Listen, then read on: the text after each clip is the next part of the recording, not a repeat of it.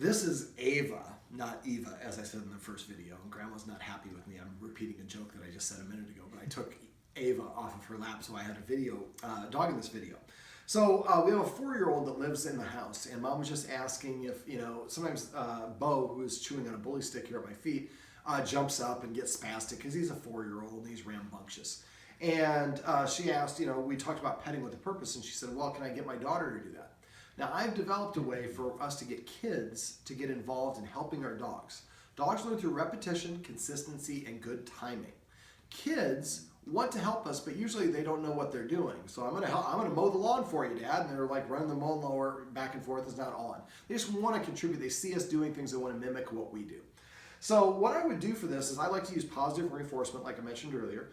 I found a way to use positive reinforcement to get kids to be motivated to help us repeating desired actions and behaviors. So what I would suggest is we go to like an arts fair or something where we have one of those things where we can make a cup or a coffee cup or a glass. We paint the child's name on it. We put some butterflies or whatever the child wants and make it their own little deal. Then throughout the day, we would explain to the child, now I consider petting a dog our way of paying a dog, and I call this petting with a purpose. But little kids don't understand pay the same way that adults do. So when it's little kids, I always ask them, I would have a piece of candy first and say, sweetheart, I learned something from the dog guide today. Let me ask you this, would you say thank you before or after I gave you this Hershey's Kiss? After? That's right. Here's a Hershey's Kiss. Thank you, Mommy. Okay, so what the guy taught me was that petting a dog is our way of saying thank you to the dog. So in the future, instead of petting the dog before we give him the chocolate, we're going to ask the dog to do something first so we can say thank you for it. So we're going to ask the dog to sit. Now, I use a hand motion, and I'll show the guardians off camera, but basically what I do is I hold my hand like this, kind of slightly cupped. I'll show you from the sides, with my finger slightly up, and I hold it higher than the dog's nose. The dog can't see that I have something in my hand. But from most dogs' perspective, they will kind of follow your hand if it looks like you're holding something. Yes, I know. And so if I lower it, sometimes the lower you go, the more appealing it is for the dog. So if I lower it, I start curling my fingertips up to block them from seeing if there's anything in my hand or not. Now, what I do is I usually rock it at an arc over the dog's head. If I go vertical, the dog just looks up. If I go back, it doesn't do the same thing. So I go kind of a crescent shape like this. Most dogs will look up, and to get more elevation, they have to put their butt down to get more elevation. As soon as they sit down, then I scratch them under the chin, because dogs feel, when they feel good about themselves, their nose is in the air. And I would say the word sit. So that's what I call petting with a purpose, or in this case, petting is our way of saying thank you. If you don't know how to do that, go to doggoneproblems.com and click on the dog training tips. There's a search box, type in petting with a purpose. There'll be a whole bunch of write-ups where I have videos where I talk about that ad nauseum.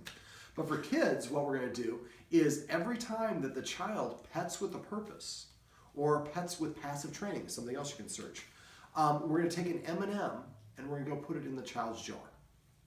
But if the child comes over and starts pulling the dog's ears or stomping on her, pulling the tail, or doing something that's not allowed, I go over the jar and say, oh, I have to take an M&M away for that. Would you like to do something to earn this M&M back? Sit, sit. Okay, I put the M&M back in the jar. So now this works really well when you have multiple kids because they're competing, but it works fine with one kid as well. Now the kid has a motivation to do the things that we want. And dogs learn, like I started off saying, repetition, consistency, and timing. Now if the child is on a mission to get M&Ms and she asks the dog to sit and pets it with a purpose 30 times a day, at the end of the week, that's 200 plus repetitions.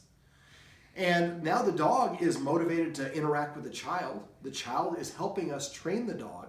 And then basically what I have the parent do is at the end of the day at dinner, we just take that glass of the mug or whatever, we dump it on her plate and have the child count up, helps them with their math, how many M&Ms they got.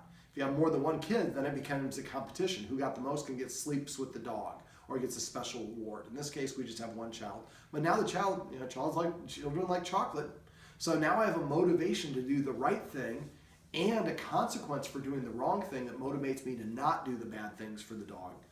And the dog, now the child is helping you, and we can still do stuff as adults, and we should, to help reinforce these desired behaviors. But now we have the children helping us, and we have a much better dynamic from child to parent to dog, right? So like, give me some treats and we'll talk about it. So this is how I like to come, this is my little solution to getting children to help you train your dogs through using positive reinforcement.